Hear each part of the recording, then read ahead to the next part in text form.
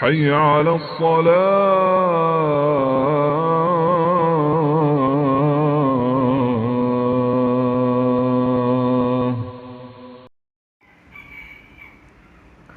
A'udzubillahi minasyaitonirrajim. Bismillahirrahmanirrahim. Alhamdulillahirabbil alamin, hamdan katsiran thayyiban mubarakan fih kama yuhibbu rabbuna wa yarda. Asyhadu an la ilaha illallah wahdahu la syarikalah wa asyhadu anna Muhammadan abduhu wa rasuluh sallallahu alaihi wasallam la nabiyya ba'da, amma ba'du. Pertama dan terutama sekali, marilah kita bersyukur kepada Allah Subhanahu wa taala. Kemudian hendaknya kita berselawat kepada Nabi kita Muhammad sallallahu alaihi wasallam. Allahumma shalli ala Muhammad wa ala ali Muhammad. Masyaallah muslimin, ikhwafiddin, yang semoga dimuliakan oleh Allah Subhanahu wa taala. Senantiasa kita bertakwa kepada Allah agar Allah Subhanahu wa taala menambahkan ilmu kepada kita, memberikan taufik dan hidayahnya kepada kita. Allah Subhanahu wa taala berfirman, ya ayyuhalladzina amanu in tattaqullah yaj'al lakum furqana wa yukaffir ankum sayyi'atikum wa yaghfir lakum wallahu dzul fadlil azim. Wahai orang-orang yang beriman, jika kamu bertakwa kepada Allah, niscaya Allah, Dia akan memberikan Al-Furqan kepadamu dan menghapus kesalahan-kesalahanmu dan mengampuni dosa-dosamu. Allah memiliki karunia yang besar. Surah Al-Anfal ayat 29. Maksudnya Allah akan memberikan Al-Furqan kepadamu adalah petunjuk yang dapat membedakan antara yang hak dengan yang batil. Ayat ini menjelaskan bahawa orang yang bertakwa kepada Allah, maka Allah akan memberikan ilmu, pemahaman. Kemudian Allah Subhanahu wa taala memudahkan dia untuk membedakan yang hak dengan yang batil. May yuridillahu bihi khairan yufaqihu fid din. Barang siapa yang diinginkan oleh Allah kebaikan, maka Allah mudahkan dia memahami agama. Ya, hadis riwayat Bukhari dan Muslim. Mudah-mudahan kita senantiasa istiqamah ya di dalam menuntut ilmu. Nabi sallallahu alaihi wasallam bersabda, manhu manila yashba'an. Dua orang yang rakus yang tidak pernah kenyang adalah manhumun fil ilmi la yashbahu minhu. Orang yang rakus terhadap ilmu dan tidak pernah kenyang dengannya, atau tidak pernah kenyang darinya. Wa manhumun fid dunya la yashbahu minha. Orang yang rakus terhadap dunia dan tidak pernah kenyang dengannya atau darinya. Hadis riwayat Al-Baihaqi Al-Hakim dari sahabat Anas bin Malik radhiyallahu anhu. Hendaknya kita betul-betul orang yang memperhatikan ilmu, orang yang sungguh-sungguh di dalam menuntut ilmu. Allah Subhanahu wa taala berfirman, wattaqullah wa yu'allimukumullah wallahu bikulli syai'in alim. Dan bertakwalah kepada Allah, Allah memberikan pengajaran kepadamu dan Allah mengetahui segala sesuatunya. Al-Baqarah 282. Orang yang bertakwa kepada Allah, Allah akan memberikan ilmu kepadanya. Bahkan Imam Asy-Syafi'i ketika dia melaporkan tentang buruknya hafalannya atau hafalannya sudah mulai berkurang kepada gurunya, ya, Waqi', maka gurunya mengatakan, ya, ittaqillah, bertakwalah kamu kepada Allah, ya, jauhi dosa, jauhi maksiat. Ya, barang siapa yang menjauhi dosa dan maksiat dan bertakwa kepada Allah, Allah akan menambahkan ilmunya, pemahamannya, mudah dia memahami agama ini. Ya, mudah-mudahan kita senantiasa menjalankan perintah Allah Subhanahu wa taala dan menjauhi larangannya. Pada kesempatan ini kita akan membahas tentang apa itu syirik. Ya. Apa itu syirik? Syirik besar. Ya. Kemarin kita telah menjelaskan syirik akbar, syirik besar. Ya, secara umum. Ya. Syirik besar, dosa besar menyekutukan Allah. Ya. Itu syirik secara umum. Sekarang apa syirik besar itu? Ma huwa syirkul akbar? Apa itu syirik besar? Asyirkul akbar huwa sarful ibadati li ghairillah. Syirik besar adalah memalingkan ibadah untuk selain Allah Subhanahu wa ta'ala. Kaddu'a ghairillah, seperti berdoa kepada selain Allah Subhanahu wa ta'ala. Wal istighasah bil amwat, ya, istighasah kepada yang sudah meninggal, ya, awil akhya'il ghaibin, atau orang yang masih hidup tapi tidak hadir. Allah Subhanahu wa ta'ala berfirman, qala ta'ala wa'budullah wa la tusyriku bihi syai'a. Surah An-Nisa ayat 36. Allah Subhanahu wa ta'ala berfirman, dan sembahlah Allah dan jangan kalian sekutukan dia dengan sesuatu apapun juga. Jadi Allah Subhanahu wa ta'ala melarang kita untuk mensekutukan Allah dengan sesuatu apapun juga. Baik seperti doa, istighasah, memohon, ya, pertolongan, perlindungan, ya, atau meminta kepada manusia yang masih hidup tapi dia tidak ada di dekat kita. Artinya dia jauh, ya. Istilahnya mengirimkan dari jauh, ya. Misalnya orang mengobati penyakit dari jauh, misalnya dia bisa, artinya kita meminta kepada dia. Ini dilarang. Ya. Ini termasuk syirik besar, kata beliau. Wa qala sallallahu alaihi wasallam, sebagaimana Nabi sallallahu alaihi wasallam juga bersabda, min akbaril kabair. Ya. Termasuk dosa besar yang paling besar, kata Nabi, asyirku billah. Ya, itu menyekutukan Allah Subhanahu wa ta'ala. Hadis riwayat Al-Bukhari. Jadi dosa besar yang paling besar adalah syirkul akbar, ya, menyekutukan Allah Subhanahu wa ta'ala. Asyirku billah, menyekutukan Allah Subhanahu wa ta'ala. Allah Subhanahu wa ta'ala berfirman di dalam surah Al-Luqman. Allah kabarkan bagaimana Luqmanul Hakim mengajarkan anaknya, ya bunayya la tusyrik billah inna syirka la zulmun azim. Wahai anakku, ya, janganlah engkau syirikatkan Allah, ya, janganlah engkau sekutukan Allah Subhanahu wa ta'ala. Inna syirka la zulmun azim. Sungguhnya kesyirikan itu adalah dosa besar yang paling besar. Jadi dosa yang paling besar adalah dosa mensyarikatkan Allah Subhanahu wa ta'ala.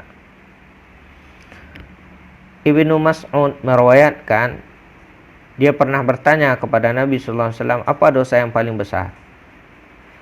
Kata Nabi sallallahu alaihi wasallam kepada Ibnu Mas'ud, qala sallallahu alaihi wasallam, an taj'ala lillahi nidda wa huwa khalaqaka. Engkau menjadikan sekutu bagi Allah sedangkan dia yang menciptakanmu. Ya, hadis riwayat Bukhari Muslim. Ya, janganlah engkau menjadikan sekutu bagi Allah sementara kita Allah yang menciptakan. Bumi Allah yang menciptakan, langit Allah yang menciptakan, air hujan Allah yang menciptakan. Ya, semua yang ada di langit, di bumi, di antara keduanya Allah yang menciptakan. Maka hendaknya kita meminta hanya kepada Allah Subhanahu wa ta'ala.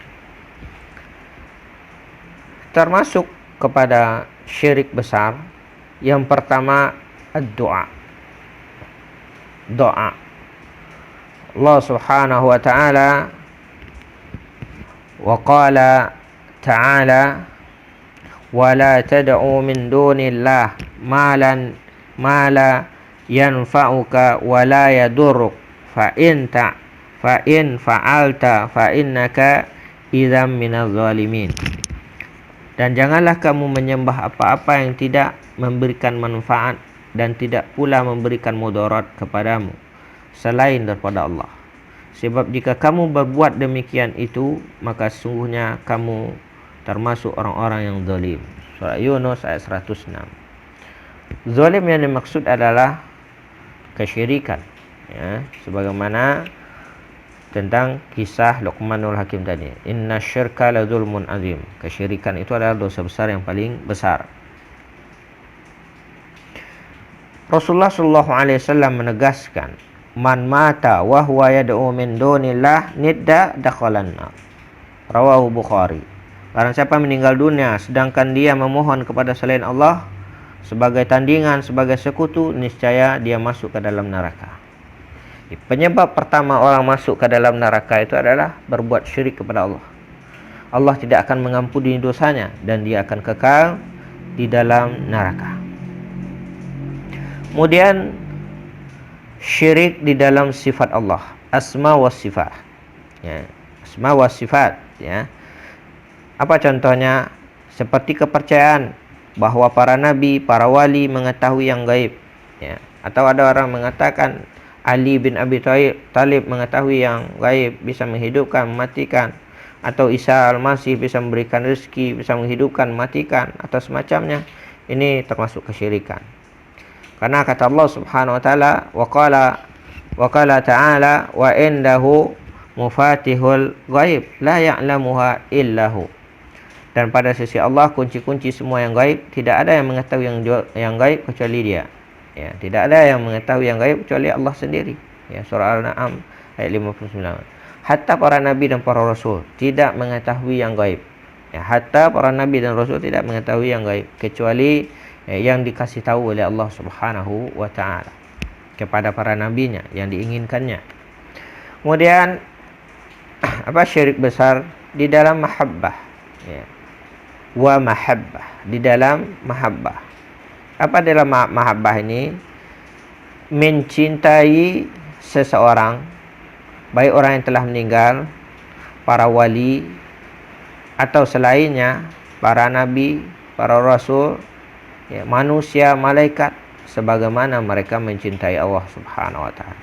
Ini jelas, ya, dalilnya. Firman Allah Subhanahu wa taala, wa qala ta'ala, wa minan nas may yattakhidhu min dunillah andada yuhibbunahum kahubbillah. Ya, di antara manusia ada orang yang menyembah Allah, menyembah tandingan selain Allah. Mereka mencintai mereka sebagaimana mereka mencintai Allah. Ya, mereka mencintai kuburan yang mereka sembah, nabi yang mereka sembah, manusia, wali yang mereka sembah. Sama kecintaan mereka kepada sesembahannya itu dengan Allah Subhanahu wa taala. Walladzina amanu asyaddu hubbalillah. Adapun orang yang beriman sangat besar kecintaannya kepada Allah Subhanahu wa taala. Al-Baqarah 165. Jikalau orang beriman, walaupun batu yang dihentakkan di perutnya, walaupun dia ditombak, walaupun dia dibunuh, kecintaannya kepada Allah jauh lebih tinggi daripada kecintaannya kepada selain Allah Subhanahu wa taala. Seperti cerita Bani Israel, ya, si gulam ketika dia dipaksa untuk mengatakan bahwasanya raja adalah Tuhan, maka dia memilih mengatakan Tuhan itu adalah Allah Subhanahu wa taala. Kemudian dia dibunuh, ya.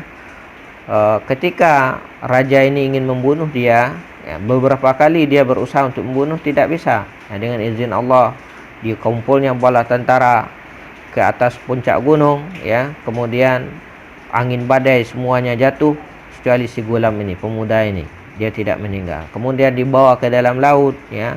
Kemudian datang angin badai kencang, ya, angin kencang, angin badai, ya. Semua tentara ini meninggal, dia yang selamat. Kemudian dia berusaha untuk membunuhnya ketika dia datang, ya, dia ingin mencincang-cincangnya, tidak bisa. Dengan izin Allah Subhanahu wa taala bisa dia mengelak.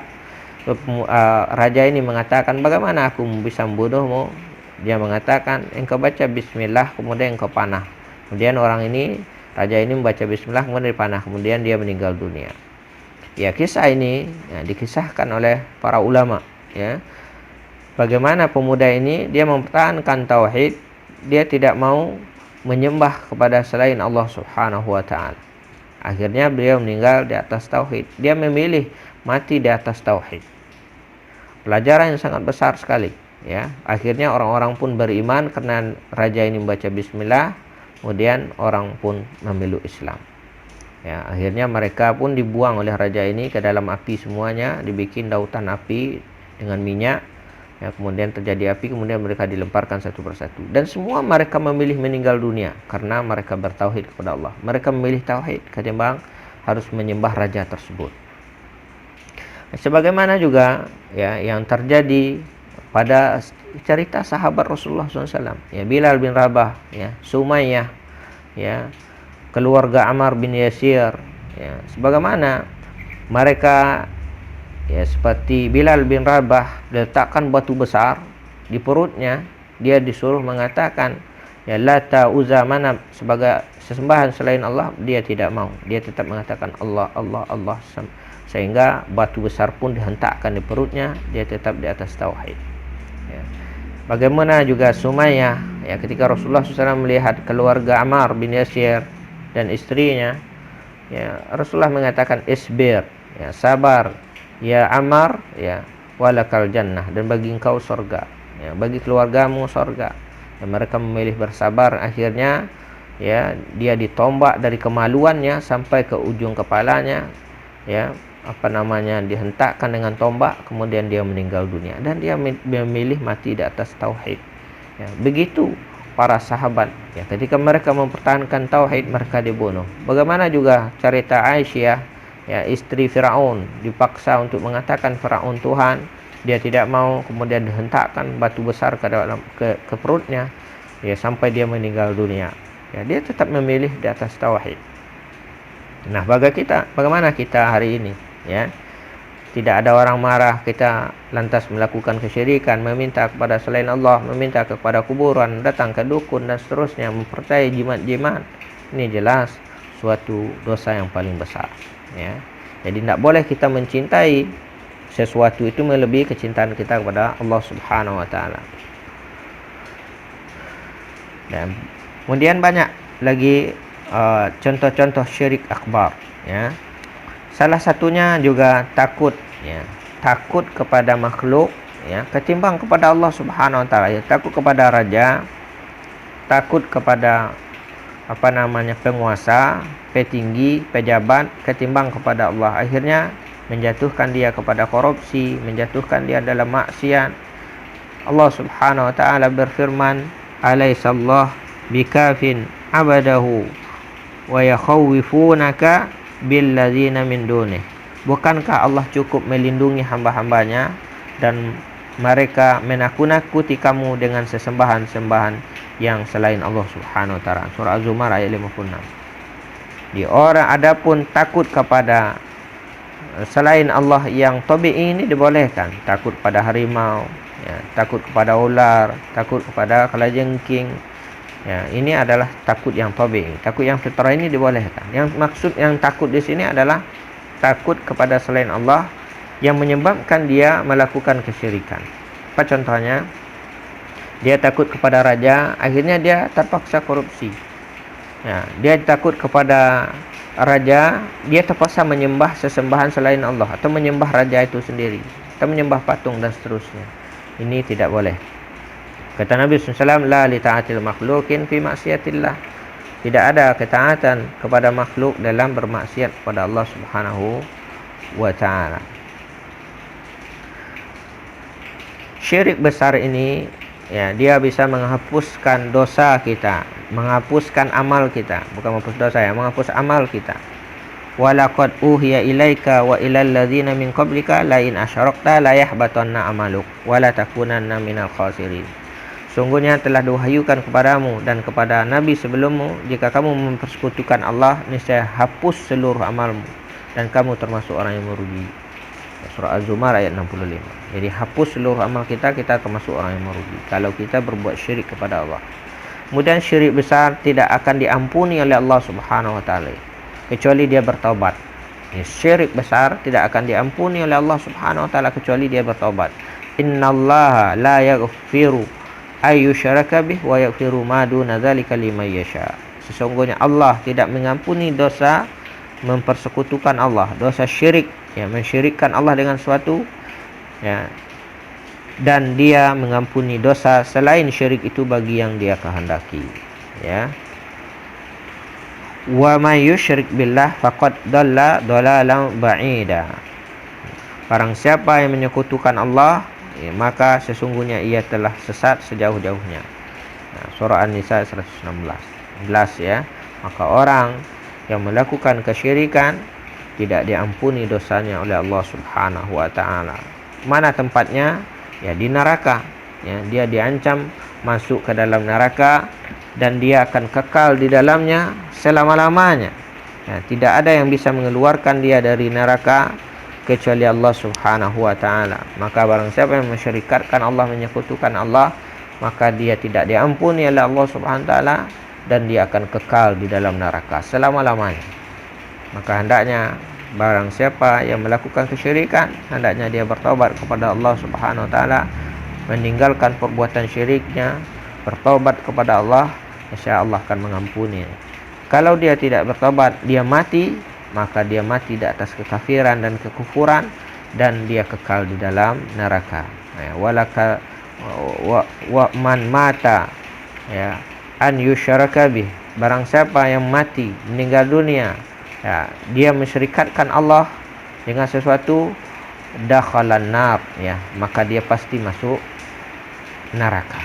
Kemudian waman mata, ya, la yusyrika bi syai', kemudian dia tidak mensyirikatkan Allah, ya, barang siapa yang mati dia tidak mensyirikatkan Allah Subhanahu wa taala, walakal jannah, maka baginya surga. Ya, mudah-mudahan kita semua dimasukkan ke dalam surga oleh Allah Subhanahu wa taala dan dijauhkan dari neraka. Demikian saja. Ya, subhanakallah wa bihamdika asyhadu an la ilaha illa anta astaghfiruka wa atubu ilaik. Assalamualaikum warahmatullahi wabarakatuh. من أحسن قولا ممن دعا إلى الله وعمل صالحا وقال إنني من المسلمين ولا تستوي الحسنة ولا السيئة ادفع بالتي هي أحسن فإذا الذي بينك وبينه عداوة كأنه ولي حميم وما يلقاها إلا الذين صبروا وما يلقاها إلا ذو حظ عظيم